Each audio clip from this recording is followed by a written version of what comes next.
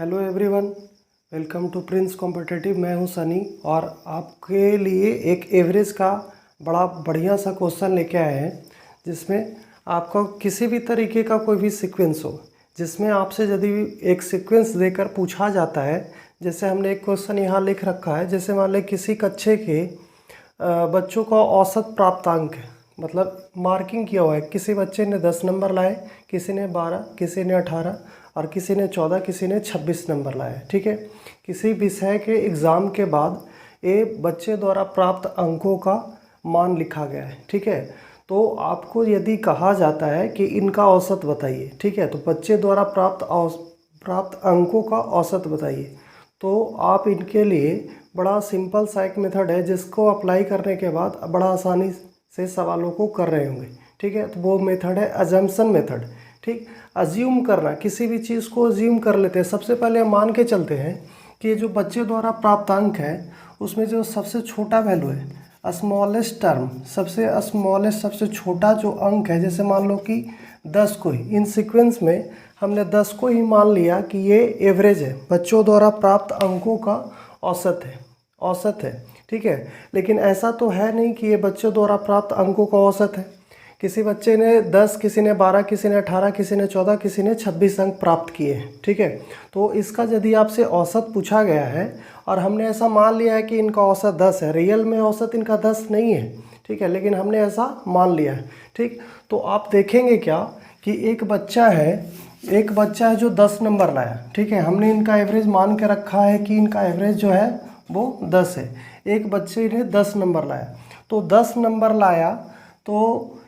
Number लाया और हमने इनका एवरेज 10 माना भी है, तो ये 10 से कितना कम या बेसी है? ठीक है, ये तो कम ही है। ठीक, एक बच्चा ने हमने एवरेज मान के रखा है कि 10 है और ये बच्चा लाया 12, तो ये 10 से कितना अधिक है? 2 नंबर अधिक है।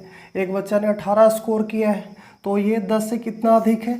तो 8 नंबर अधिक है। एक ने 14 स्कोर किया है, तो इस बच्चे ने कितना अधिक स्कोर किया है? तो 4 नंबर। एक ने 26 स्कोर कर रखा है। ठीक है, तो ये बच्चे ने एवरेज मार्किंग जो हमने मान के रखा था, उससे कितना अधिक नंबर लाया है? तो 16 नंबर अधिक लाया। हम देखते क्या है यहाँ पर कि इन बच्चों द्वारा प्राप्त अंक है, जो हमने जो एवरेज माना था उससे कितना अधिक है। ठीक है, तो हम देखते हैं कि 16 + 4 20, 20 और 8 28, 28 और 2 30, 30 अंक अधिक आ रहे हैं। 30 अंक हमारे पास अधिक आ रहे हैं।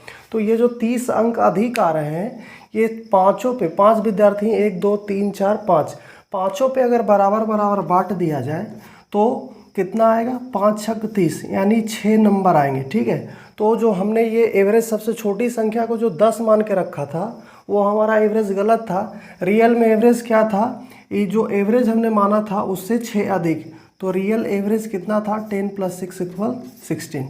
ठीक है, ये तो हुआ सबसे, अगर आप छोटे वाले टर्म को आप एवरेज मान ले, तो अगर सबसे बड़े वाले टर्म को मानते हैं, जैसे मान लो कि इसमें सबसे बड़ा टर्म है जो क्या है? 26। अगर 26 अगर एवरेज है, रियल में एवरेज ऐसा है नहीं, लेकिन हमने मान लिया क्या कि ये जो 26 है, 26 है, ये इसका क्या है? एवरेज है। तो किसी बच्चे ने 10 स्कोर किया है, तो 10 स्कोर जो बच्चा किया वो 26 नंबर से कितना कम स्कोर किया? तो -16, 16 नंबर कम किया है। ठीक है, और किसी ने 12 स्कोर किया, तो वो 26 से कितना कम स्कोर किया? तो -14। ठीक है, किसी ने 18 किया है, तो वो 26 से कितना कम है? -8 है।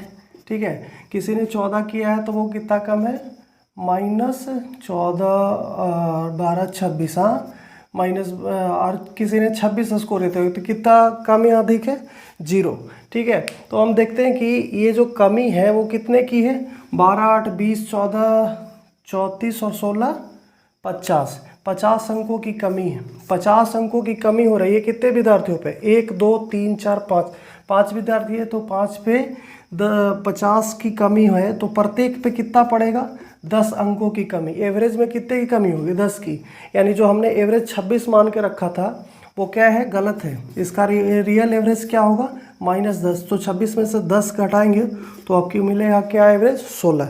और ये आपका सही एवरेज इस तरीके से मिल गया। ठीक है, आप इसको अगर इन दोनों में से सबसे छोटी संख्या या सबसे बड़ी संख्या को ना मान करके सिर्फ किसी भी रैंडम आप किसी भी संख्या को उठा लें रैंडमली, और उसको आप मान के चलते हैं कि वो आपका एवरेज है। रैंडम हमने कोई संख्या मान लिया जाए कि हमने मान लिया 18 को, कि ये पूरा जो सीक्वेंस है बच्चों द्वारा प्राप्त विषयों का जो औसत है, प्राप्त विषय में प्राप्त अंकों का जो औसत है वो 18 है।